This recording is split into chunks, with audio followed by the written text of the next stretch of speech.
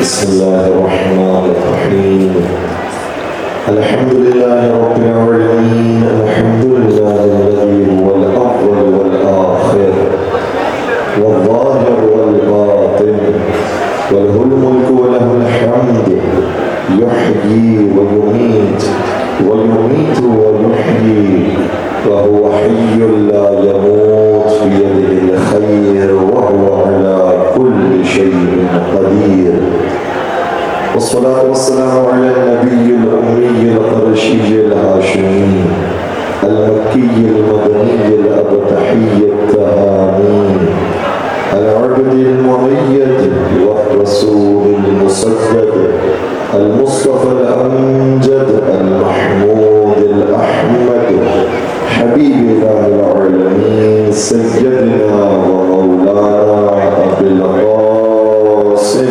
محمد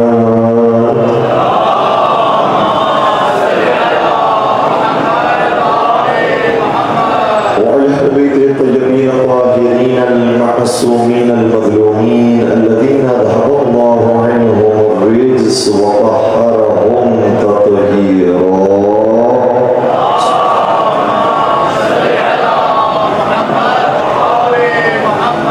ولعنة الله على أعدائهم أجمعين أمرت وغفر الله تبارك وتعالى في محكم كتابه المجيد وفرقانه الحميد بسم الله الرحمن الرحيم فبشر عباد الذين يستمعون القول فيتبعون أحسنه أولئك الذين هداهم الله وأولئك هم أولو الألباب درود محمد وعلى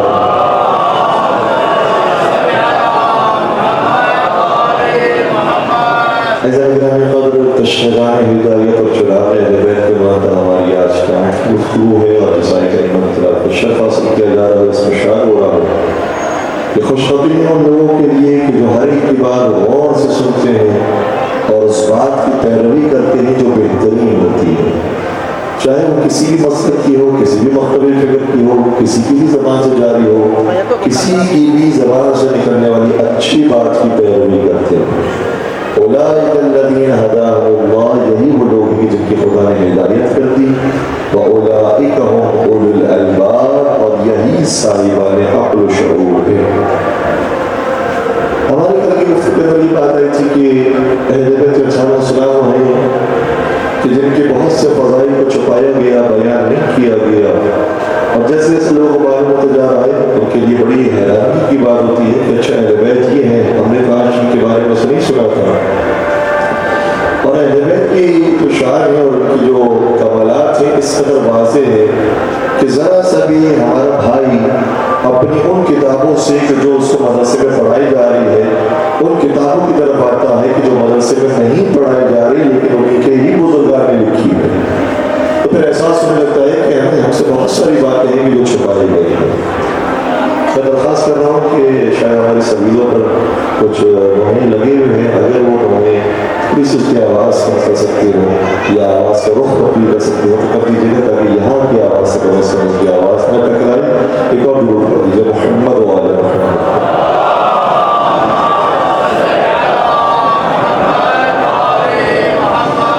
دیکھیے بات بہت واضح سی ہے کہ نبی نے شاہ فرمایا انا مدینہ العلم وعلی بابها، میں علم کا شہر والی اس کا دروازہ ہے۔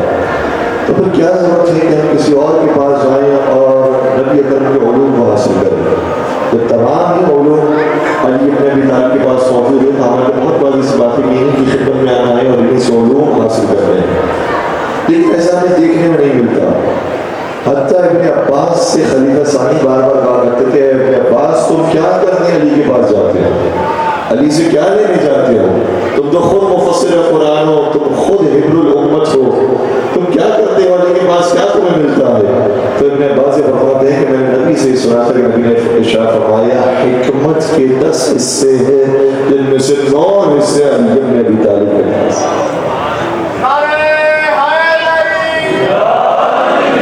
اور آگے فرمایا کہ نبی نے ارشاد فرمایا جو ایک حصہ باقی افراد کو ملا ہوا ہے ان تمام افراد میں بھی سب سے بڑے شریک علی ابن ابی طالب، ان ان کے پاس سب سے زیادہ علم موجود ہے، لہٰذا ان کے پاس جاتا ہوں، مجھے علمی معلومات حاصل ہوتی ہے اور ایسی معلومات مجھے کئی اور نہیں ملتی۔ جب خلیفہ ثانی نے کئی مرتبہ اصرار کیا تو انہوں نے ایک اور جملہ ارشاد فرمایا، فرمانے لگے کہ ما علمی و علم اصحاب محمد فی علم علی الا کقطرۃ فی سبعۃ حر۔ میرے علم کی کیا بات، تمام اصحاب کا علم بھی علی کے علم کے مقابلے میں ایسا تھا کہ جیسے سانس سمندر کے مقابلے میں خطرہ ہے۔ اتنا علم علی کے کتاب کے پاس موجود ہے، اس لیے آنا چاہیے تھا، بار بار ایسے علوم حاصل کرنے چاہیے تھے۔ ہم ٹیلی ویژن پر موجود تھے، وہاں پر بہت سارے افراد دیگر بھی ہوتے ہیں جو مہمان ہیں، خصوص کے آئے ہوتے ہیں۔ ایک مہمان خصوصی جو وہاں پر موجود تھے، ان کا نام تو نہیں لگی لیکن ان کا ٹائٹل ہے، انشاءاللہ وہاں سے پہنچ جائیں گے۔ ایک قاری صاحب موجود تھے، انہوں نے بڑے فضائل بیان کیے، بڑی گفتگو کی اہل بیت کے اوپر، مولانا تقیان کی بڑے فضائل پڑھے، امام جعفر صادق علیہ السلام کی بڑے فضائل پڑھے۔ جب انہوں نے فضائل پڑھ دیے، ہم نے آف ایئر ان سے سوال کیا، میں نے کہا ماشاءاللہ آپ نے علوم میں اہل بیت پر بڑی اچھی روشنی ڈالی، لیکن میرا سوال صرف یہ ہے کہ جن کا علم اتنا زیادہ ہے اس سے پھر کتابوں میں علم منتقل بھی ہونا چاہیے تھا اور آپ تک وہ علم آنا چاہیے تھا۔ کیا وجہ ہے کہ جن کتابوں سے آپ علم لیتے ہیں ان کتابوں میں اہل بیت کی کوئی حدیث نہیں ملتی؟ حدیثیں ملتی ہیں تو کسی اور کی ملتی ہے، کسی اور کے نام سے موجود ہے کہ فلاں سے روایت ہے کہ رسول اللہ نے فرمایا، فلاں سے روایت ہے کہ رسول اللہ نے فرمایا۔ چلے آپ خود اہل بیت کی جو مستقل حدیثیں ہیں ان کو آپ نہ مانیں، لیکن وہ حدیثیں کہ جس میں رسول اہل بیت رسول نے بیان فرمایا کہ رسول خدا نے ارشاد فرمایا ہے، ان کو تو تسلیم ہے، لیکن ان کی بھی روایتیں موجود ہیں۔ کہا کہ نہیں ایسا نہیں ہو سکتا، ہمارے پاس تو ہے اہل بیت کا ذکر ہے ہماری کتابوں کے اندر اور روایتیں موجود ہیں۔ میں نے کہا میں نے تو یہ تلاش کیا ہے اور یہ مجھے تقریباً اطمینان ہے، آپ بھی جا کر تلاش کیجیے گا کہ کیا کوئی ایک روایت بھی امام جعفر صادق علیہ السلام سے منقول، کوئی ایک روایت بھی صحیح بخاری ہے امام صادق علیہ السلام سے منقول ہے، جبکہ ان کا لقب کیا ہے، امام صادق ہے، سب بولنے والے ہیں۔ اور ایسا نہیں کہ امام جعفر صادق اپنے گھر کے نہ بیٹھا کرتے تھے، گوشے کنار کے اندر چار افراد کو درس دیا کرتے تھے، نہیں، خود آپ کے علماء نے لکھا ہوا ہے ان کا درس اتنا بڑا ہوتا تھا کہ ان کے درس میں آنے والوں کی تعداد 4000 تھی، 4000 ان کے شاگرد ہیں، اتنی روایتیں سے منقول ہو رہی ہیں، لیکن پھر بھی آپ کی کتاب کوئی موجود نہیں ہے۔ اور پھر ایک اور بات ملتی ہے، مورخ نے لکھی کہ جب امام صادق کا انتقال ہو گیا اور شہادت ہو گئی تو آپ کی شہادت کے بعد بھی مسجد کوفہ میں وہ داخل ہو تو دیکھا کہ مسجد کوفہ میں بہت بڑی مسجد ہے، 900 استاد 900 مختلف جگہوں پر درس دے رہے ہیں اور ہر ایک کی زبان سے جملہ جاری ہو رہا ہے، حدثنی جعفر بن محمد، ہم یہ حدیث بیان کر رہے ہیں امام جعفر صادق کی وجہ سے، ہم یہ حدیث نقل کر رہے ہیں امام جعفر صادق کے واسطے سے، ہم یہ حدیث نقل کر رہے ہیں امام جعفر صادق کے وسیلے سے۔ تو ایسا نہیں تھا کہ امام صادق نے حدیث بیان نہیں کی، انہوں نے تو حدیث بیان کی ہے، سوال یہ ہے کہ کتابوں میں لکھی کیوں نہیں گئی؟ اب یہ سوال پوچھنے والا ہے اور تمام افراد سے، آپ کے آفس کے اندر کولیگز ہوں گے، دوست ہوں گے، ہر جگہ پر آپ کے بھائی ہوں گے، اب وہاں پر سبھی سوال کیجیے، یقیناً آپ کے مولا علی سے محبت کرتے ہیں، امام حسین سے محبت کرتے ہیں، اہل بیت سے محبت کرتے ہیں، جو اہل بیت سے اتنی محبت کرتا ہے پھر ان کے فرامین کو اپنی کتابوں میں بھی لکھتا ہے، پھر یہ کتابوں میں لکھی کیوں نہیں گئی ہے؟ اور مولانا تقیان کو اتنے فرامین تھے کہ صرف خلافت ظاہریہ کے زمانے میں جو فرامین شاہ فرمائے اس سے پوری نہج البلاغہ بن گئی، اور وہ نہج البلاغہ کیسا کلام ہے، سحر انصاری نے کیا خوبصورت چار مصرے ہیں، اگر میرے ساتھ ہیں، سحر انصاری فرماتے ہیں کہ علی کا ذکر کرو روشنی کے لہجے میں، علی کا ذکر کرو روشنی کے لہجے میں، کیوں؟ خدا کا نور ہے شامل علی کے لہجے میں، علی کا ذکر کرو روشنی کے لہجے میں، خدا کا نور ہے شامل علی کے لہجے میں، گرچہ نہج بلاغہ ہے آدمی کا کلام مگر یہ بات کہاں آدمی کے لہجے میں۔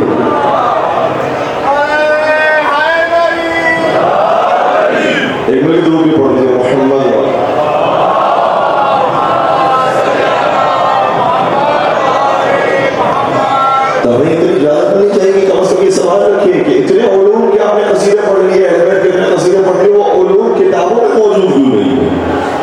آپ ہی کے شاگرد کا نام امام ابو حنیفہ، جبکہ آپ ہی کے شاگرد کا نام امام مالک ہے، اور امام صادق کا طریقہ یہ ہوتا تھا کہ ان کا دروازہ سبھی کے لیے کھلا ہوتا تھا، اس لیے تو وہ بار بار آیا کرتی تھی. اس لیے تو امام ابو حنیفہ نے اعتراف کیا ہے کہ لولا السنتان لہلک النعمان، اگر 2 سال شاگردی امام صادق میں نہ ہوتے تو ابو حنیفہ ہلاک ہوتا. یہ بھی عجیب بات ہے، ہلاکت کی بات تو آپ کو یہی ملے گی، نجات کی باتیں آپ کو وہی ملے گی. امام مالک کے اگر ہم بات کریں، امام مالک کا اعتراف موجود ہے، اور امام مالک کہتے ہیں کہ جب میں امام صادق کی خدمت میں گیا، انہوں نے میرے لیے اپنا گاؤں تکیہ نکال کر دیا، کہا کہ اس کو تشریف رکھو. اتنی محبت دیتے تھے، اتنا احترام دیتے تھے، امام مالک کو اتنا پیار دیا کرتے تھے. اسی لیے امام مالک کہتے ہیں میں نے کئی مرتبہ ان سے استفادہ کیا، کئی مرتبہ سوالات کے جوابات معلوم کیے. توجہ میری طرف رکھیے گا. امام مالک امام جعفر صادق کی شاگردی میں آتے ہیں اور یہ خود جملہ کہتے ہیں اور اعتراف کرتے ہیں کہ ما رأت عین ولا سمعت اذن ولا خطر على قلب بشر الا الافضل من جعفر بن محمد الصادق. کسی کان نے نہیں سنا اور کسی آنکھ نے نہیں دیکھا اور کسی دل کے اندر تصور نہیں آیا ہے کہ کوئی جعفر صادق سے افضل ہو. اتنی افضل شخصیت، اتنا افضل مقام. آپ اگر امام مالک سے لے رہے ہیں روایت تو امام صادق سے کیوں نہیں لیتے؟ شاگرد کے اتنا احترام ہے تو استاد کے احترام کیوں نہیں؟ اگر شاگرد امام ہے تو امام جعفر صادق امام کیوں نہیں ہے؟ یہ کیوں کہا جاتا ہے کہ 4 ہی فقہ ہیں، 4 ہی مسلک ہیں، ان 4 ہی سے آپ دین اسلام حاصل کر سکتے ہیں، کوئی 5واں نہیں ہو سکتا. یہ چاروں دیکھا جائے، امام شافعی ہو، امام احمد بن حنبل ہو، امام مالک ہو، امام ابو حنیفہ ہو، یہ سب کے سب یا بلا واسطہ یا بال واسطہ امام جعفر صادق علیہ السلام کے شاگرد. تو ضروری تھا کہ امام صادق علیہ السلام کا جو مسلک ہے اور ان کا جو مکتب ہے اس کو دنیا کے سامنے لایا جاتا ہے اور بتایا جاتا ہے کہ جو ان کے مکتب پر ہوگا حقیقت میں وہ رسول اللہ کے مکتب وہ نہیں بیان کیا گیا. یہ پورا جو سلسلہ ہے اس سلسلے کو ہمیں سمجھنا پڑے گا. مولانا تقی المؤمنین حضرت علی ابن ابی طالب صاحب السلام نے جو بلاغہ میں اشارہ فرمایا،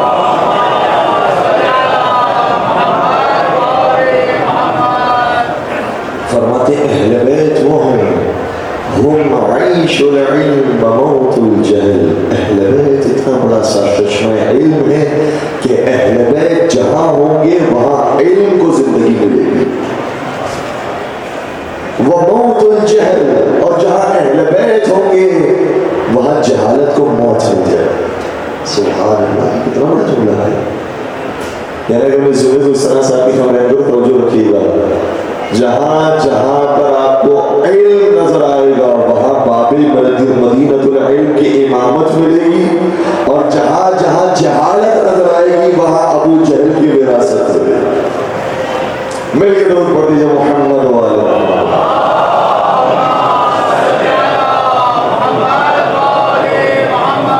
اتنے بڑے علم سرچشمے کو کیوں چھوڑ دیا گیا؟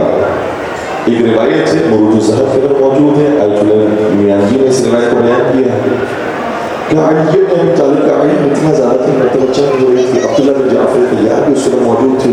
عبداللہ بن جعفر طیار نے کہا کہ یا امیر المومنین آپ کو بہت بڑا زخم لگ گیا ہے، آپ کے زخم کا مداوع کرنا ہے. میرے مولانا نے فرمایا کہ جلدی سے پانی لے کر آؤ. پانی تلاش کیا گیا، لیکن آپ کو معلوم کہ جنگوں کے اندر حالت جنگ میں پانی کو سنبھالنا بہت مشکل ہوتا تھا. تو ڈھونڈنے کے بعد پتہ چلا کہ پانی موجود ہے. عبداللہ بن جعفر طیار نے کہا کہ مولانا پانی نہیں مل رہا، شہد موجود ہے، شہد پیش کرو. کہا کہ ٹھیک ہے، کوئی بھی مرطوب چیز ہو پیش ہو جائے تاکہ زخم رک سکے. فوراً سے شہد لایا گیا. جیسے ہی شہد لایا گیا، علی بن ابی طالب نے شہد کو دیکھا، فرمایا یہ طائف کا شہد ہے. عبداللہ بن جعفر طیار کہنے لگے کہ آپ اتنے ہوش و حواس میں جنگ کے اندر کہ آپ کو شہر کا بھی پتا ہے، شہر کو دیکھ کر پہچان گئے کہ یہ طائف کا ہے یا مدینے کا یا مکے کا ہے. کیا کہہ رہے ہیں آپ کے؟ انہوں نے فرمایا کہ میں کیوں نہ پہچانوں گا، مجھے جنگیں مضطرب نہیں کرتی اور مجھے شمشیریں پریشان نہیں کرتی. میں ایسے موقع پر بھی پورا حضور ذہن رکھتا ہوں اور میں جواب دے سکتا ہوں. اگر ہمارا وسیع ایسا ہو کہ جو جنگوں میں بھی ایسے جواب دے دے تو پھر مجھے کہنے دیجیے کہ نبی ہمارا اس سے زیادہ حضور ذہنی رکھنے والا ہوگا. اور ایسا ہو نہیں سکتا کہ وقت آخر نبی قلم و کرداس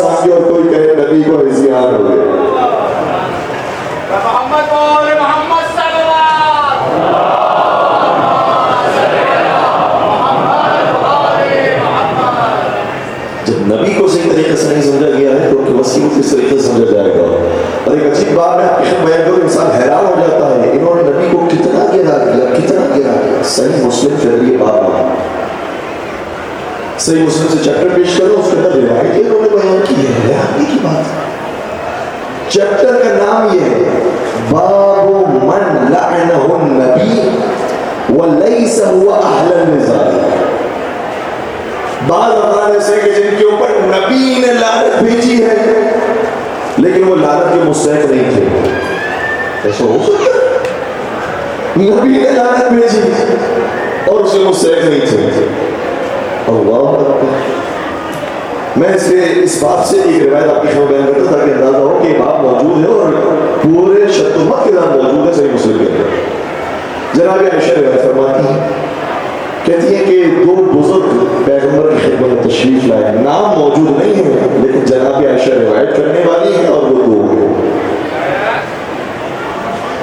آئے پیغمبر کی خدمت میں تو پیغمبر سے جو گفتگو میں لگی, پیغمبر جلا رہے ہیں کس طرح کی باتیں کر رہے ہیں, ان دونوں پر لعنت بھیجی.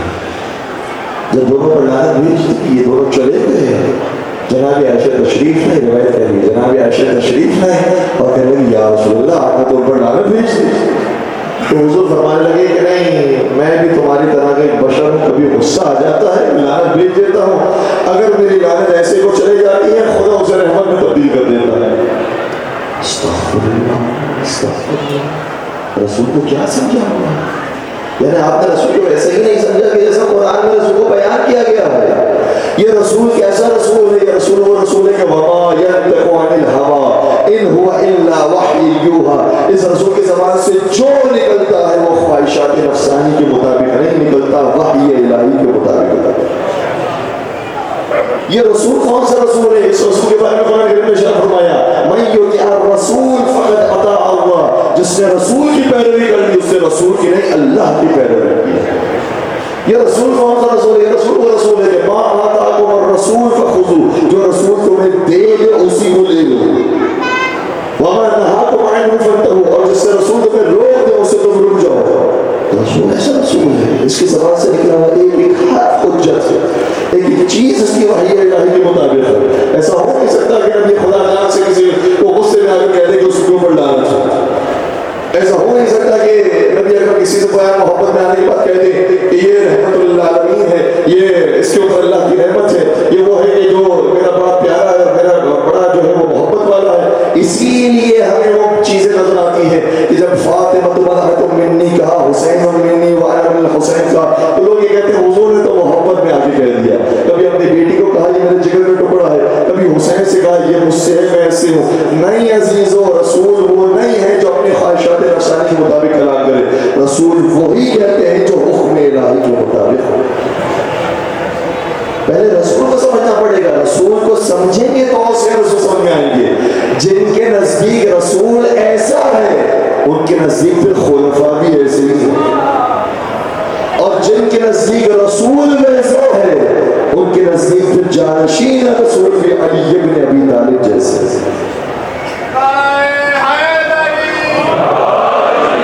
اس لیے فرق نظر آتا ہے یہ دونوں کرداروں کے اندر اچھے طریقے سے ہونے کی ضرورت ہے. میں ایک نقطہ دینے جا رہا ہوں, توجہ رکھیے گا. نبی اکرم اگر کسی پر لعنت بھیجے اور بعد میں پتہ چلا بھائی تو لعنت کا مستحق ہی نہیں تھا, تو یہ تو ساری شریعت خراب ہو جائے گی. ہو سکتا ہے نبی محبت میں اگر کہہ دے کہ آج روزہ رکھو, خدا کہ نہیں آج تو روزہ رکھنا ہی نہیں تھا, سارے رمضان کے روزے بیکار. نبی محبت میں آگے کہہ دیا رمضان کے روزے واجب ہیں, پھر کسی نے کہہ دیا رمضان کے روزے واجب نہیں تھے. کہاں میں بھی بشر جیسا ہوں, غلطی ہو جاتی ہے, نہیں محرم کے روزے واجب تھے. یہ کیسا رسول ہے, کبھی کچھ کہہ دیتا ہے کبھی کچھ کہہ دیتا ہے, کہ بات کا اعتبار ہی نہیں ہے, ساری بات کا اعتبار ختم ہو جائے گا. یہ کیا کیوں گیا, یہ کیا اس لیے گیا ہے کیونکہ جن پر رسول نے لعنت بھیجی تھی انہیں لعنت اللہ کی فہرست سے نکال کر رضی اللہ کی فہرست میں ڈال دیا.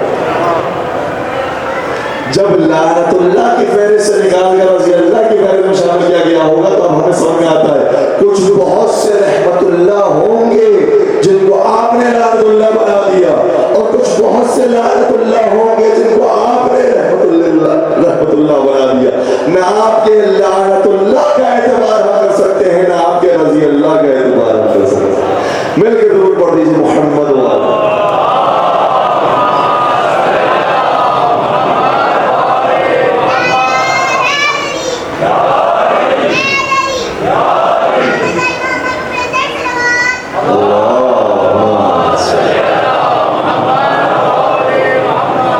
تو رسول جب ایسا ہے تو جانشین کیسے ہوگی بات بھی واضح ہے. اسی لیے پھر مولانا تقیہ پہ جب بات آتی ہے تو بہت کم روایت ہے مولانا تقیہ سے, بہت آسانی سے انہوں نے سائڈ لائن کیا. جب حضور کا کوئی اعتبار نہیں ہے تو اس کے وسیع کا کیا اعتبار ہے, اس لیے بہت آسانی سے سائڈ لائن کرتے گئے. بہت سی روایات ہیں جو حضور نے فرمائی تھی مولا کے بارے میں لیکن بیان نہیں کی ہے. صرف باب فضائل علی کے اندر 4 روایتیں موجود ہیں. اللہ تعالیٰ والے سامنے ظاہر جگہ پہ یہ جملہ ارشاد فرمایا تھا اگر 4 میں سے ایک بھی لکھی ہوتی نا تب بھی علی کی فضیلت کو لکھا. کیوں؟ اس لیے کیونکہ اس ایک میں بھی نبی نے یہ فرمایا ہے علی منی وانا منہ, میں علی سے ہوں علی مجھ سے ہے. 1,25,000 کا مجمع تھا حجۃ الوداع کے موقع پر. ان میں سے کسی کے بارے میں نہیں فرمایا فلان منی وانا منہ, صرف علی کے بارے میں فرمایا علی مجھ سے ہے میں علی سے ہوں. اس کا مطلب یہ ہوا کہ اگر میں نہ ہوں تو تمہیں علی سے لینا ہے. اگر یہ جملہ ملتا ہے تو یا علی کے بارے میں ملتا ہے, یا فاطمہ کے بارے میں, یا حسن کے بارے میں, حسین کے بارے میں. فرمایا فاطمہ بضعۃ منی, فرمایا حسن منی وانا منہ, فرمایا حسین منی وانا من الحسین. معلوم ہو گیا پنجدر پاک اور ہے باقی دنیا اور ہے. محمد اور محمد صلوات.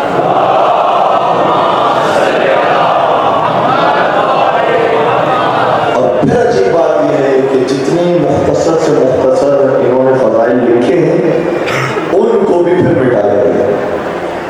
حیرانی کی بات بھی پھر مٹایا گیا, ورنہ جتنے رکھے گئے تھے اس نے تو بڑا تبدیل کیا لوگوں کو. ایک ساتھ رفیق الموصلی ان کا نام ہے, جارڈن سے متعلق ہے. کہتے ہیں کہ مجھے کسی نے شیعہ نہیں بنایا, مجھے خود ہماری سائے ستہ نے شیعہ بنایا. مجھے خود ہماری سے جو خالد ہے مسلم نے شیعہ بنایا. کہ جب میں اس روایت پر پہنچا کہ نبی کو وقت آخر بعض اصحاب یہ کہہ رہے تھے کہ اس کو جن کو ہزیار ہو گیا, یعنی بہکی بہکی باتیں کر رہے, ان کی باتوں کو کوئی اعتبار نہیں ہے. اللہ نبی فرما رہے میں تمہاری ہدایت کے لیے نسخہ لکھ کر جانا چاہتا ہوں, اور کہہ رہے بہکی بہکی باتیں کر رہے ہیں. کسی نے اس کے اوپر یہ اعتراض بھی کیا, ٹھیک ہے صحابہ نے کہہ دیا کہ وہ بہکی باتیں کر رہے تھے, علی کہاں تھے؟ علی لے کر آ جاتے, خانہ کا تازے دیتے. بھائی اگر علی دے بھی دیتے تو کون اس کو باقی رکھتا ہے, کون اس کو ماننے کے لیے تیار ہوتا ہے؟ علی تو دے دیتے ہیں. علی نے تو بہت ساری چیزیں بیان کی ہیں کہ ساری چیزیں آپ نے اپنی کتاب میں لکھی ہیں. اگر دے بھی دیتے تو کیا اعتبار ہوتا, تو فائدہ نہ تھا. لہٰذا ان کو تیار کرنا تھا کہ یہ تسلیم کرے کہ میں کوئی ایسا نسخہ لکھ کر جا رہا ہوں کہ جو تمہاری ہدایت کے لیے کافی ہو. اور اس میں کیا بیان فرمانا چاہتے تھے؟ دیگر روایات کو دیکھا جائے تو اندازہ بہت آسانی سے ہو جاتا ہے. نبی اکرم یہی لکھنا چاہتے تھے کہ انی تارک فیکم الثقلین کتاب اللہ وعترتی اہل بیتی. میں تمہارے درمیان سے جا رہا ہوں لیکن 2 چیزیں چھوڑ کر جا رہا ہوں, ایک اللہ کا قرآن اور ایک مصطفیٰ کی اطاعت. ان دونوں سے وابستہ رہنا, جب تک ان دونوں سے وابستہ ہو کے کبھی گمراہ نہیں ہوگے. کہتے ہیں کہ مجھے سائے ستہ نے شیعہ بنایا. باقاعدہ کتاب لکھی انہوں نے, اس کتاب کا ٹائٹل نہیں رکھا شیعتنی صحاح الستہ, سائے ستہ نے مجھے شیعہ بنایا. اتنی روایتیں موجود ہیں کہ جس سے ظاہر ہوتا ہے کہ مذہب اہل بیت حق ہے. میں نے آپ کی خبر میں کل بھی جملہ کہا تھا کہ ایک منقلب ہونے والے کنورٹڈ شیعہ نے یہ بھی جملہ کہا تھا کہ شیعہ مذہب کا کمال یہ ہے کہ یہ مذہب ثابت ہوتا ہے دوسروں کی کتابوں سے, ورنہ ہر مذہب ثابت ہوتا ہے اپنی کتاب سے. یہ مذہب ایسا واحد مذہب ہے جو دوسروں کی کتابوں سے ثابت ہے. اتنی وضاحت کے ساتھ چیزیں موجود ہیں, لیکن اب اس کے اندر کمی کرنے کی کوشش کی گئی, اس کے اندر کثیر کرنے کی کوشش کی گئی, مٹانے کی کوشش کی گئی. اس میں سے ایک چیز آپ کی خبر بیان کرنا توجہ بتا رہی ہے. ایک باب ہے صحیح مسلم کے اندر, اس چیپٹر کا نام ہے باب فضائل خدیجہ. حضرت خدیجہ طاہرہ صلی اللہ علیہ وسلم کی فضائل کا باب.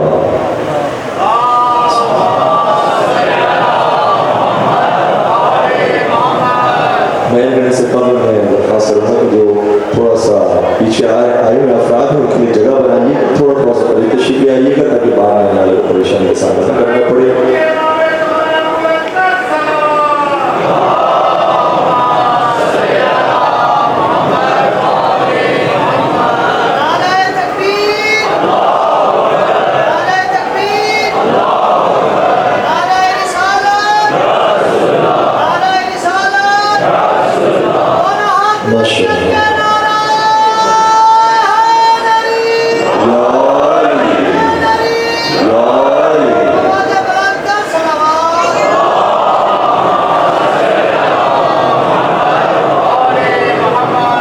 چیپٹر کا نام ذہن میں رکھیے گا، ہر چیپٹر کا نام ہے باب فضائل خدیجہ، حضرت خدیجہ کے فضائل کا چیپٹر۔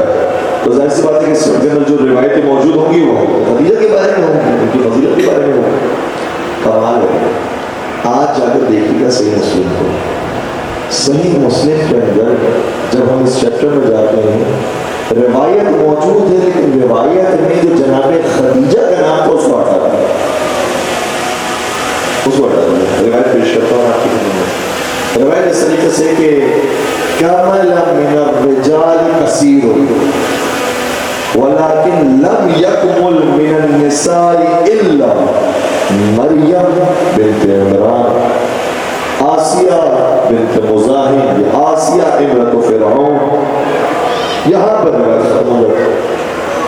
حضور نے فرمایا کہ مردوں میں سے بہت سے تھے جو کمال حاصل کرتے ہیں اور ان کو درجہ کمال ملا ہے، لیکن خواتین میں بہت کم ایسی ہیں جن کو درجہ کمال حاصل ہوا سوائے کچھ خواتین کے۔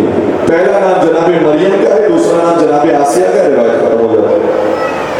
خبر ہوئی کس شکل میں روایت ہے؟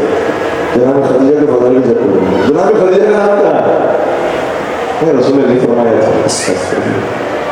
اچھا میں پتہ چلا کہ حضور نے فرمایا تھا نہیں فرمایا تھا؟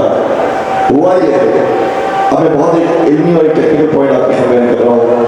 جب صحیح مسلم صحیح بخاری لکھی گئی تو اس کو لکھنے کے بعد ان کے شاگردوں نے اپنی کتابوں میں اپنے استاد کی کچھ روایتیں کاپی کی۔ اسی طریقے سے ان کے اور شاگرد تھے، انہوں نے پھر اپنی کتابوں کے اندر اپنے استاد کی روایتیں کاپی کی۔ جب انہوں نے تحریف کی ہے تو صحیح مسلم اور صحیح بخاری سے تو تحریف کر دی، لیکن وہ شاگردوں کی کتابیں تھی اس کو تحریف نہیں کر سکتے، وہ بھول گئے تحریف کرنا، وہ روایت اس کتاب میں رہ گئی۔ اور شاگرد نے جب روایت لکھی ہے تو یہ کہہ کر لکھی ہے کہ میں روایت لکھ رہا ہوں تو صحیح مسلم کی کتاب سے لکھ رہا ہوں، راوی کا نام بھی وہی ہے، روایت کے الفاظ بھی وہی ہیں، لیکن خدیجہ کا نام ہے۔ یہ روایت کہاں سے ملی؟ فتح القدیر، علامہ شوکانی کی کتاب، اس کے اندر بھی عین یہی روایت موجود ہے۔ اور روایت اس طریقے سے ابو موسیٰ اشعری سے روایت تھی جو صحیح مسلم کے اندر بھی تھی، اور ابو موسیٰ اشعری سے یہ روایت بھی ہے جو علامہ شوکانی کی کتاب فتح القدیر کے اندر بھی ہے کہ نبی نے فرمایا کمل من الرجال کثیر، رجال میں سے اور مردوں میں سے تو بہت سے تھے کہ جو حد کمال تک پہنچے، لیکن خواتین میں سے کوئی نہیں پہنچا سوائے کس کے؟ فرمایا سوائے جناب مریم کے، جناب آسیہ کے اور جناب خدیجہ بنت خویلد۔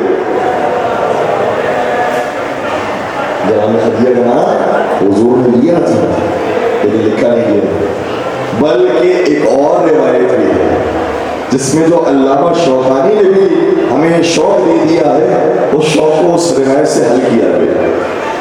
کنز العمال میں متقی ہندی نے اس روایت کو پھر پورا کر کے لکھا اور فرمایا نبی نے اصل میں یہ فرمایا تھا کہ مردوں میں سے تو بہت سے حد و کمال تک پہنچے ہیں، لیکن 4 خواتین ایسی ہیں جو خواتین کے اندر حد کمال تک پہنچی ہیں۔ ایک جناب مریم، دوسری جناب آسیہ، تیسری جناب خدیجہ اور چوتھی جناب فاطمہ بنت محمد صلی اللہ علیہ وسلم۔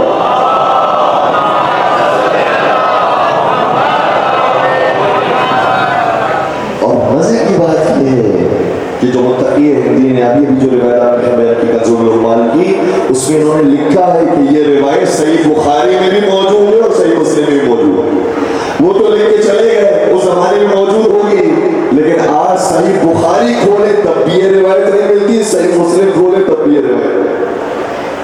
محسوس کر رہے ہیں کتنی ناانصافی کی گئی۔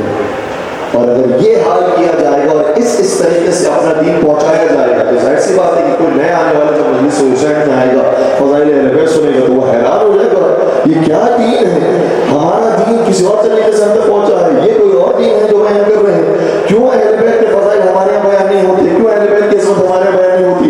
اور جو مولانا بیان کر رہے ہیں یا وہ قرآن سے بیان کر رہے ہیں یا وہ حدیث سے بیان کر رہے ہیں، اس سے وہ پریشان ہو جاتا ہے، چوٹ جاتے ہیں، ہوا کیا ہے میرے ساتھ؟ اور پھر یہاں سے اس کی ہدایت کے سبب کا آغاز ہوتا ہے۔ اور اسی راستے سے مجلس حسین کی وجہ سے کیسے کیسے لوگ ان کی جو ہدایت پائے۔ کیا یہ روایت ہمارے پاس موجود نہیں کہ ہمارے چوتھے سرکار حضرت امام زین العابدین علیہ السلام شام کی طرف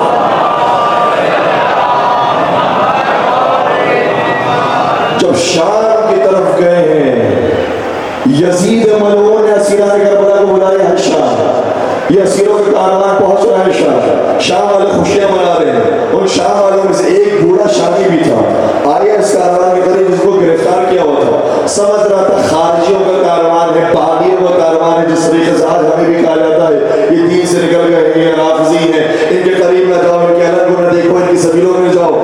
یہی انداز مولا سید سجاد ان کے کاروان کے ساتھ تھا، ان کو پتھر مارو، شادیوں کے کہنے بجاؤ، نعرے بجائے جائے۔ جب یہ کیفیت ہو رہی تھی، ایک بوڑھا امام سجاد کے قریب آیا اور کہا کہ اے جوان، تیرے ساتھ بہت اچھا ہوا، تیرے مردوں کو قتل کر دیا گیا، تیری عورتوں کو اسیر بنایا گیا، کیونکہ تو دین مصطفیٰ کو ختم کرنے کے لیے آیا تھا۔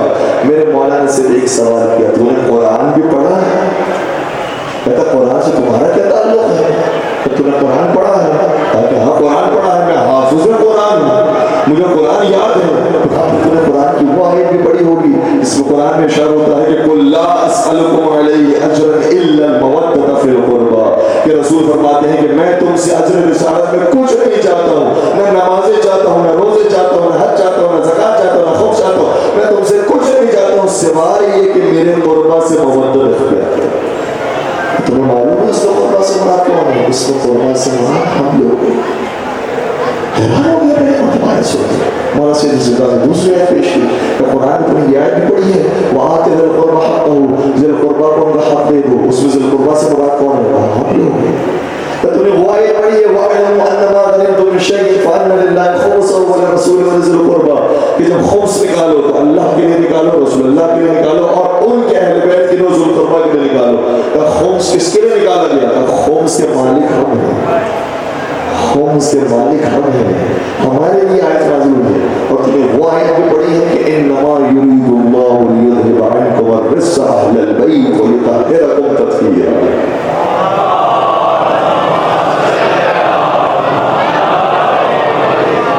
کہ اہل بیت سے رزق اور ناپاکی کو دور کر دیا گیا ہے، کوئی بھی حرام اور کوئی بھی ترک عورت کے قریب نہیں آ سکتا ہے، یہ پاک و پاکیزہ ہے، یہ خدا کی طرف سے عصمت حاصل کیے ہوئے ہیں، ان کو خدا کی طرف سے علم ملا ہوا ہے، یہ ہے اہل بیت رسول۔ مولا سید سجاد فرماتے ہیں ہم ہیں وہ اہل بیت جن کی عادت شان میں آیت تھی ہے۔ بوڑھا شامی کے لیے تو یہ پہلی مرتبہ آیت تھی، وہ کہتا ہے واقعی کہ تم ہی اہل بیت رسول۔ مولا سید سجاد فرماتے ہیں ہم ہی اہل بیت رسول۔ پھر وہ شامی کہتا ہے تم خدا کی قسم کھا کر کہو، قسم کھا کر کہو تم ہی اہل بیت رسول۔ مولا سید سجاد فرماتے ہیں خدا کی قسم ہم ہی اہل بیت رسول ہیں۔ اور شامی کہتا ہے مجھے نہیں معلوم تھا کہ آپ ہیں ہر رسول، آپ ہیں اہل بیت رسول۔ اور اس کو منقلب ہوا تو ایسا منقلب ہوا سر کے آمانے کو زمین پر پٹکا اور کہا آقا ہمیں بھی اجازت دیجیے، ہم آپ کے راستے میں قربان ہونا چاہتے ہیں۔ بوڑھا ہے، بوڑھے کے لیے منقلب ہونا مشکل ہوتا ہے، جوان کے لیے آسان ہوتا ہے، لیکن جب بوڑھے نے بھی دیکھا آقا سید سجاد فرماتے ہیں ہم ہیں والے رسول۔ بوڑھا منقلب ہو گیا، تلوار نکال جہاد کیا، جہاد کرتے کرتے شہید ہو گیا۔ جب شہید وہ ہوگا تو شاید اس کے زمانے بھی زبانی سے کہا ہوگا اے سید سجاد جس نے لاوارثوں کو دفنایا ہے مجھ جیسے لاوارث کو بھی دفنا دیجیے۔ اور یہی وجہ ہے کہ شام کے اندر انقلاب آیا ہے۔ کوئی یزید شریف انسان تھوڑی ہے کہ جس نے اہل بیت رسول کو شام بلایا اور اس کے بعد دوبارہ مدینہ چلے جاؤ۔ یزید وہ ہے کہ جس نے مدینہ میں کہا تھا حسین سے بیعت لینا ورنہ سر قلم کر دینا، مکہ نے اس نے حاجیہ کو بھیجا تاکہ مکہ ہی میں حسین کو شہید کر دیا جائے، کوفہ میں کہا کوفہ آنے نہ دینا، اگر کوفہ آ جائے تو سر اتار دینا، اور کوفہ سے لشکر تیار کیا کہ جلدی سر حسین بھیجو۔ سر حسین آیا کربلا سے کوفہ گیا، کوفہ سے شام گیا، شام میں نقارے بج رہے، خوشی کے کہنے لگ رہے ہیں۔ ایسے موقع پر اہل بیت رسول کو لایا جاتا ہے، لوگ کہتے ہیں کہ کیا آپ اہل بیت رسول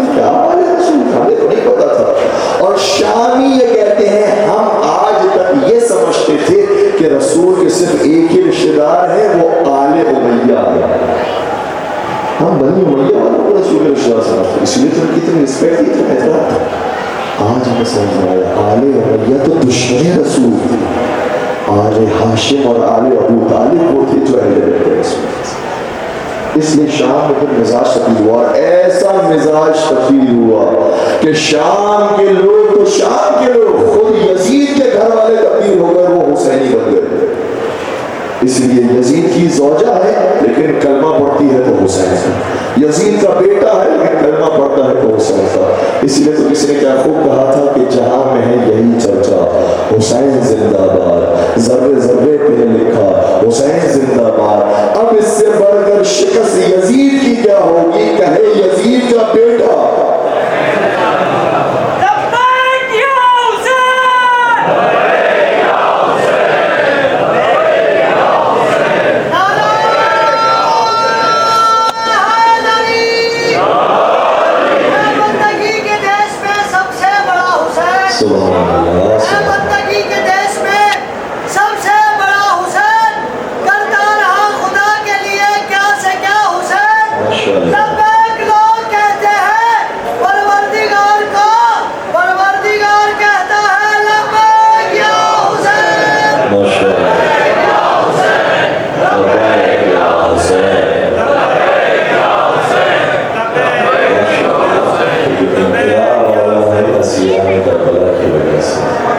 پھر بیویوں نے دوبارہ سے کربلا جانے کا ارادہ کیا، کربلا میں 40 برباد کیا۔ یہ ایک سنت ہے جو شہزادی زینب کو بلایا رکھی ہے، اور اسی کے نتیجے میں آج میں اتنا بڑا اجتماع جاتا ہے کربلا۔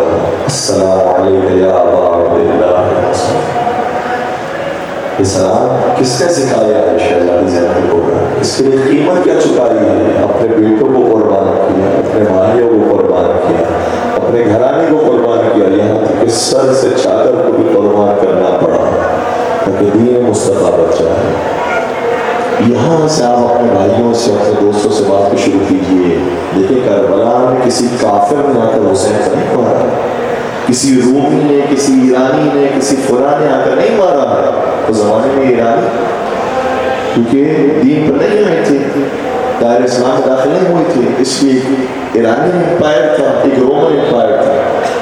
کسی کافر نے آ کر نہیں مارا ہے حسین ابن علی کو، حسین ابن علی کو انہوں نے مارا ہے کہ جو کلمہ پڑھ رہے تھے، نمازیں پڑھ رہے تھے، انہوں نے حسین ابن علی کو مارا۔ اس لیے یہاں سے بات کو شروع کیجیے، اور پھر خود شاہ شکا کی طرح بہت ساری روایات موجود ہیں۔ ایک اور روایت آپ کی خدمت بیان کرتا ہوں اور اس کے بعد انشاءاللہ منزل مسائل سے قریب ہو جاؤں۔ ایک ہلا دینے والی روایت موجود ہے صحیح مسلم کے اندر، کتاب الجہاد والسیر میں یہ روایت موجود ہے۔ خلیفہ ثانی مرتبہ مولا علی کی خدمت میں یاد کرنے لگے، اے علی، اس وقت مولا علی بھی موجود تھے، مولا علی کے چچا حضرت عباس، مولا علی کے بھی چچا کا نام عباس ہے اور مولا سجاد کے چچا کا نام بھی عباس ہے۔ تو مولا علی کے جو چچا عباس سے وہ بھی موجود تھے۔ خلیفہ ثانی آئے اور کہنے لگے کہ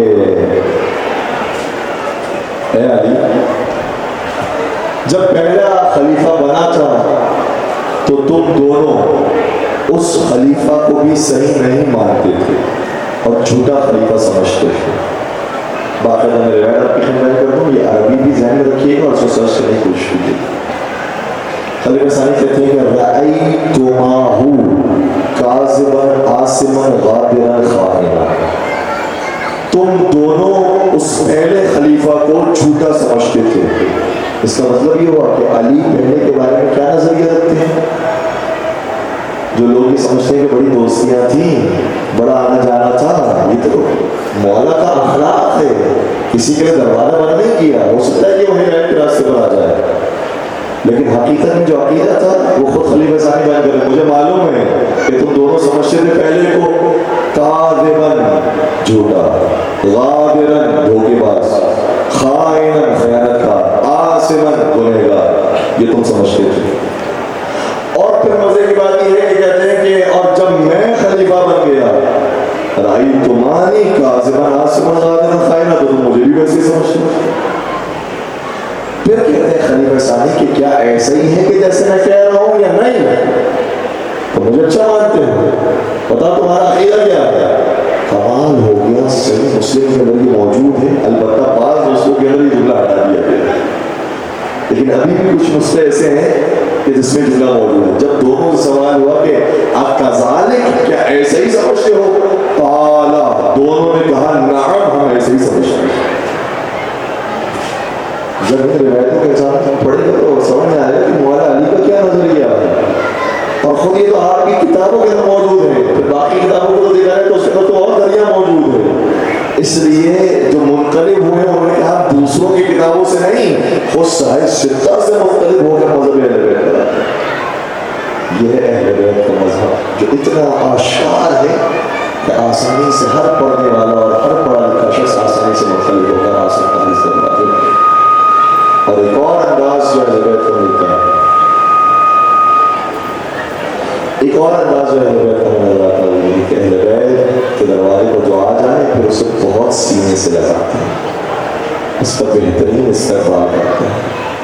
جو اپنے ہوتے ہیں ان کو کہتے ہیں کہ تھوڑا سا تم صبر کرو، جیسے پنجتن پاک میں طریقہ سکھایا ہے۔ حسنین کریمین نے بھی اپنی روٹیاں دے دی، جناب فضہ نے بھی اپنی روٹیاں دے دی۔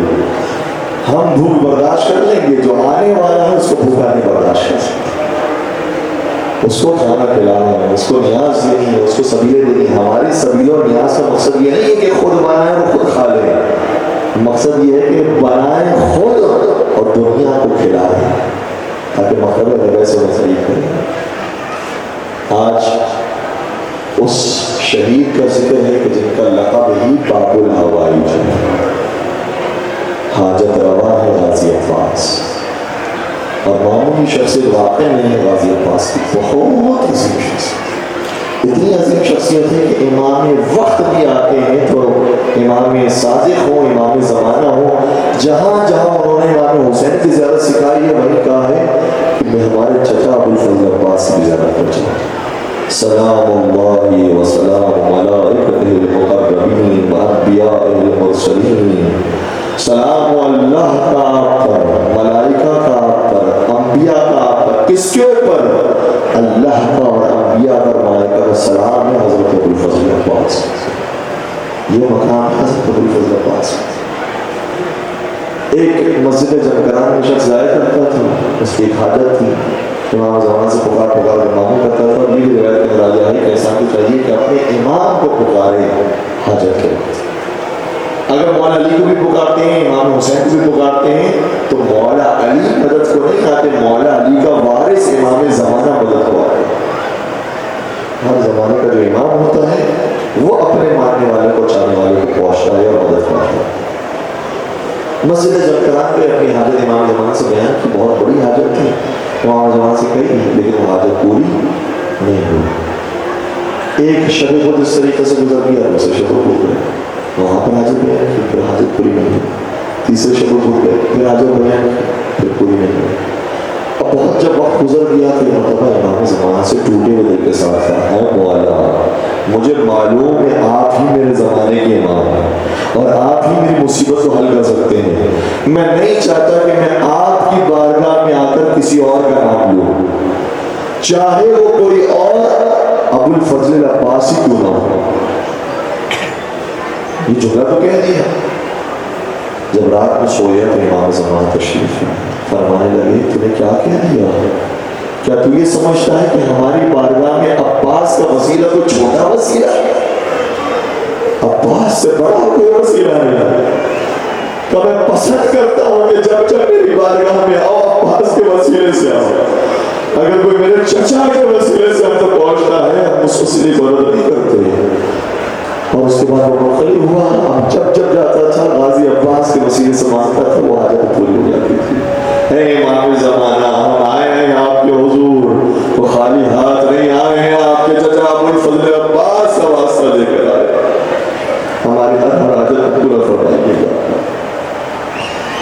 اے غازی عباس آپ کا ایک لقب علمدار کربلا بھی ہے، ایک لقب سرکار حرم بھی ہے، ایک لقب با وفا بھی ہے، لیکن مجھے کہنے دیجیے کہ با وفا جو لقب ہے وہ اتنا زیادہ مناسب نہیں ہے۔ اصل لقب ہونا چاہیے آپ شہنشاہ وفا ہے، آپ خدا وفا ہے، ابوالفضل عباس خدا وفا ہے۔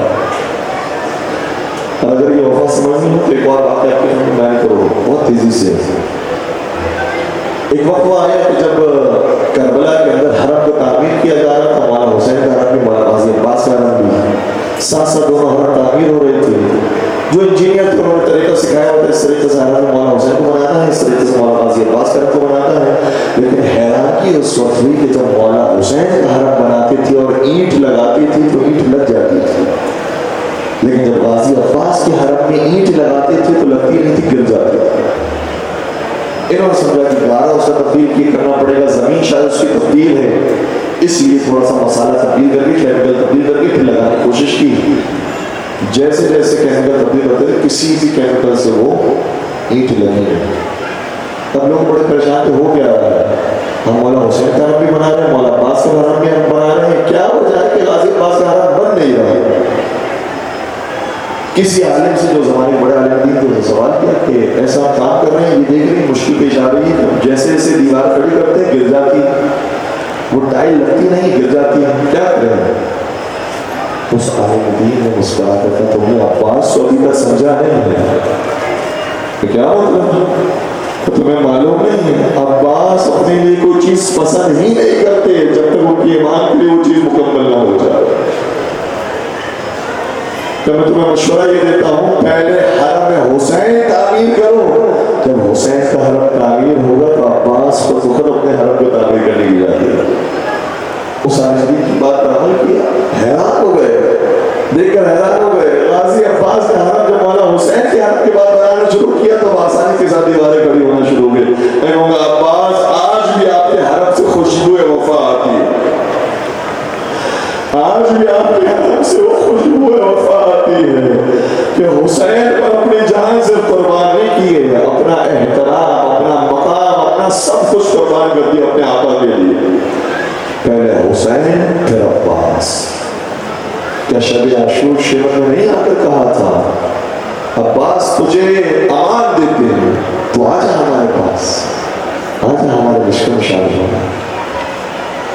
میرے غازی عباس نے شاہ فرمایا لعنت اللہ و لعن امانک, تجھ پر بھی لعنت ہو, تیرے امان پر بھی لعنت ہو. اتؤمنون بابن رسول اللہ, لا امان ہو, میرے لیے امان ہو اور رسول اللہ کے بیٹے کے لیے کوئی امان نہیں, تجھے شرم نہیں آتی. عباس تھوڑا سا محسوس کیجئے گا, حضرت عباس کو اس انداز میں سوچئے گا کہ حضرت عباس بھی مولا علی کی بیٹی ہے, مولانا حسین مولا علی کی بیٹی, حضرت عباس کی بہنیں بھی ہیں, شہزادی زینب کبریٰ, شہزادی ام کلثوم.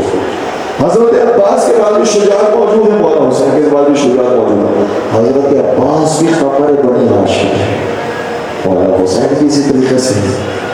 کیا وجہ ہے کہ حسین کے سامنے عباس جیسے وہ مقام ملا ہے؟ اگر مقام جانا چاہتے ہیں کہ کیوں ملا ہے تو غازی عباس کو حسن جمال کی وجہ سے نہیں ملا, شجاعت کی وجہ سے نہیں ملا, قبیلے کی وجہ سے نہیں ملا, اپنے بابا کی وجہ سے نہیں ملا. اگر ملا ہے تو اس وجہ سے ملا ہے کہ عباس حسین کے بھائی ہونے کے باوجود بھی اپنے آپ کو زندگی پر حسین کا غلام سمجھا. میں غلام ہوں, آپ آقا ہے, آپ آقا ہے. اور قبر بنی ہاشم اگر عباس ہے تو حسین کون ہے؟ کسی عالم دین نے کیا خوبصورت بات کی تھی, کہا تو قرآن کی آیت یہ ہے, قرآن کی آیت یہ کہہ رہی ہے کہ چاند پیچھے پیچھے چلتا ہے سورج کے, اگر امر بنی ہاشم عباس ہیں تو خورشید اہل بیت حسین بن علی. حسین سورج ہے, چاند اس کے پیچھے پیچھے چلتا ہے, جہاں سورج وہاں چاند. ہائے امر بنی ہاشم, روز عاشور آ گئے, آپ کو جس دن کے لیے مانگا گیا تھا وہ دن آ گیا. مجھے بتائیے یہاں پر کتنے افراد ایسے ہوں گے جو افسر ہوں گے, کتنے پروفیسر ہوں گے, کتنے بڑے بڑے درجے پر ہوں گے. خدا نہ خواستہ میں کوئی کسی کی تحقیق نہیں کر رہا, صرف مثال کی عرض کر رہا ہوں, ورنہ یہ بھی رزق حلال ہے اور جو کما رہے ہیں ان پر ہمارا سلام اس طریقے سے. اگر کسی بڑے پروفیسر کو, بڑے پولیس والے کو, بڑے کسی جنرل کرنل کو یہ کہا جائے کہ بھائی صاحب آپ کی سڑک پر آ کر تھوڑا سا کچرا جمع کیجیے, صفائی کا آپ بھی خیال رکھیے, صفائی کیجیے, تو وہ کیا کہے گا, نہیں یہ میرا کام نہیں ہے, ملازموں کا کام. ٹھیک ہے, آدمی اپنے اسٹیٹس کے حساب سے کام کرتا ہے. اپنے اس شدت سے گرد کام برداشت نہیں کرتا. لیکن ابو الفضل عباس کو مولا حسین نے نہیں کہا کہ ابو الفضل عباس جاؤ یہ جتنے فوجی اس کے آئیں کو تحقیق کر دو, شجاعت کی جوہر دکھاؤ, ان پر تلوار چلا جاؤ, انہیں ناصرے جہنم کرو. نہیں, عباس تم سکینہ کے لیے پانی لے کر آ جاؤ. حکم امام آ گیا. غازی عباس نہیں کہا کہ میں تو تلوار چلانا چاہتا ہوں, میرے سامنے تو کوئی پہلوان ہے میں اس کے مقابلے پر جاؤں گا, یہ پانی کا کیا کہا. نہیں, غازی عباس نے ایک حرف نہیں کہا. اور بار بار اصحاب امام حسین بار بار ابو الفضل عباس کو کہتے تھے ابو الفضل عباس تجھے معلوم ہے تیرے باپ نے تجھے کیوں مانگا تھا. فرماتے تھے ہاں مجھے معلوم ہے, مجھے اس لیے مانگا تھا تاکہ میں حسین کی نصرت کروں, تاکہ میں اپنی شجاعت کا جوہر دکھاؤں. زہیر خیر نے مطلب جب شب عاشوری جملہ کہا, غازی عباس نے جلال کا جواب دیا, کہنے لگے اے زہیر صرف ایک رات کا انتظار کر لو, کل دیکھنا میں کیسی شجاعت کے جوہر دکھاتا ہوں. پورا اطمینان ہے. میں کہوں گا اے ابو الفضل عباس جب عاشور کا دن آئے گا, علی اکبر کو شجاعت دکھانے کی اجازت ہوگی, قاسم کو اجازت ہوگی, اور محمد کو اجازت ہوگی, مسلم نوسجہ کو اجازت ہوگی, حبیب بن مدار کو اجازت ہوگی. اگر اجازت نہ ملے گی تو شیر خدا کے شیر بیٹے عباس. لیکن کیا انتظام قدرت نے کیا. اللہ تعالیٰ قادری کہتے ہیں کہ میں نے قبر عباس کی زیارت کی ہے, میں اس زیر زمین مقام پر گیا ہوں, میں حیران ہو گیا ہوں. اللہ تعالیٰ قادری کہتے ہیں میں نے نبیوں کی قبروں کی زیارت کی ہے, میں نے ولیوں کی قبروں کی زیارت کی ہے, میں نے بڑے بڑے صوفیاء کی قبروں کی زیارت کی ہے, لیکن اللہ کی عزت کی قسم کسی کی قبر پر وہ معجزہ نہیں دیکھا جو ابو الفضل عباس کی قبر پر دیکھا. کہتے میں قبر دیکھنے کے لیے گیا تو کیا دیکھا, چاروں طرف پانی ہی پانی موجود تھا. میں حیران ہو گیا یہ پانی کہاں سے آیا ہے, اگر یہ پانی بہت پرانا ہے تو اس سے تو بدبو آ جائے گی. کہتے ہیں میں نے چلو بھرا اس پانی کو سونگنے کی کوشش کی تاکہ محسوس کرے پانی کیسا پانی ہے. تو کہتے ہیں خدا کی عزت کی قسم وہ پانی خوشگوار پانی تھا, کوئی کافر نہیں, کوئی بدبو نہیں, تازہ پانی تھا جو قبر عباس سے مل رہا تھا. اسی لیے کس نے کہا خوب کہا کہ کربلا میں جو مثل حیدر کرار ہے وہ حسین ابن علی کی فوج کا سالار ہے. پیاسا دریا سے پلٹ آیا تو کیا ہوا, تا قیامت پانی اس کی قبر کا زوار ہے.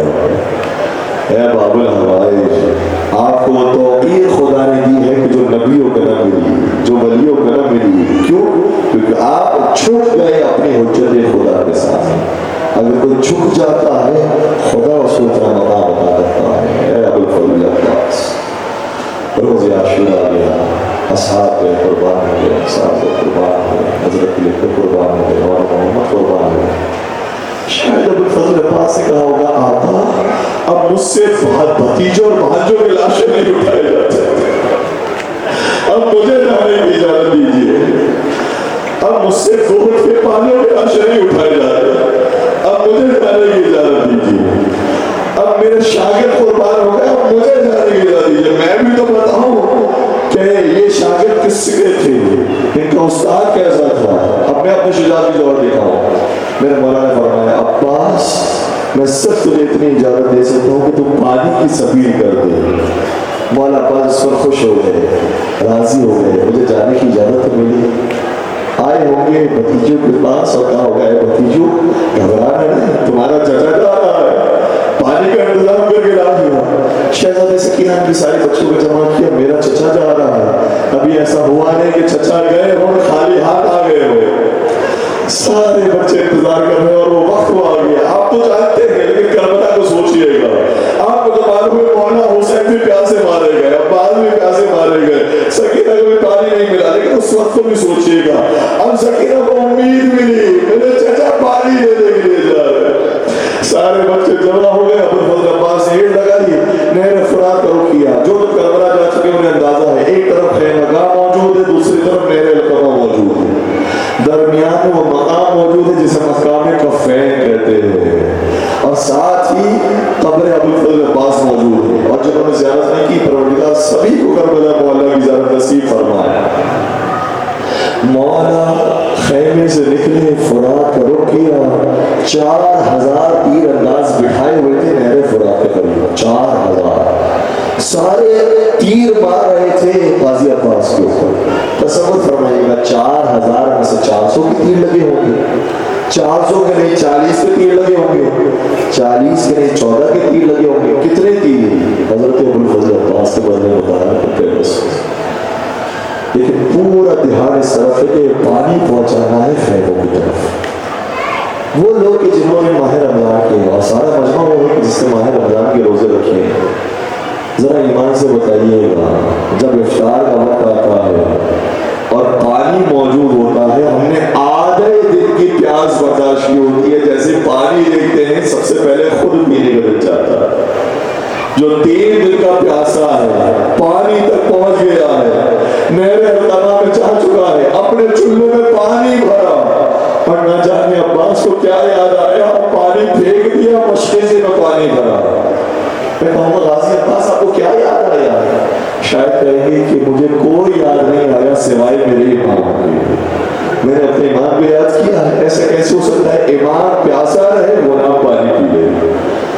یا شاید بعض علماء نے لکھا کہ نہیں، عباس کو امام یاد نہیں آئے، عباس کو چھوٹے چھوٹے بچے یاد آئے، پہلے بچے پانی پیے گے پھر چچا پانی پیے گا، اس نے مشکل میں پانی بھرا، پھر ایڑ لگائی، پھر خیمے کا رخ کیا۔ میں کہوں گا ابوالفضل عباس مولا سے اجازت مانگنا مشکل ضرور تھا لیکن آپ نے مانگ لی، خیمے سے نکلنا مشکل تھا لیکن آپ نکل گئے، نہر فرات تک پہنچنا مشکل تھا لیکن آپ پہنچ گئے، نہر فرات پر پہنچنے کے بعد پانی بھرنا مشکل تھا لیکن آپ نے بھر لیا، لیکن آپ نے سارے مشکل کام کر لیے، اب ایک مشکل کام رہ گیا، یہ پانی خیمہ کہاں تک پہنچا رہا ہے؟ ہاں خیر و ابوالفضل عباس کی، کاش جلدی یہ پانی سکینہ تک پہنچ جائے، لیکن رب کو منظور یہ تھا اگر پانی پہنچ جائے گا تو دین نہیں پہنچے گا، ان کی پیاسوں کے ساتھ ہی دین پہنچ سکے گا۔